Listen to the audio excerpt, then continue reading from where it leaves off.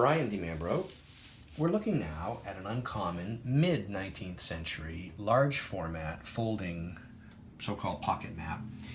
It's a postal and railway travel map for Germany, Holland, Belgium, Switzerland, Italy, all of Central Europe, or much of it, Poland, and so on. The outline hand color is original to the map. It's extensively detailed with two large keys in the lower corner.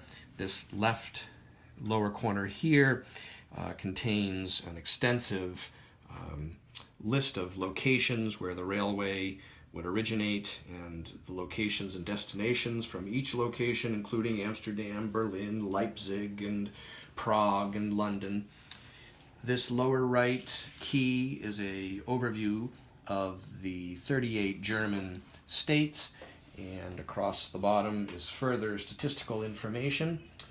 The map folds up as issued, like so, and on the back it's worth pointing out that the publisher has affixed several tables as label format to the back of the map, and it folds up like this right back into the original printed covers, and we've got one string tie still here.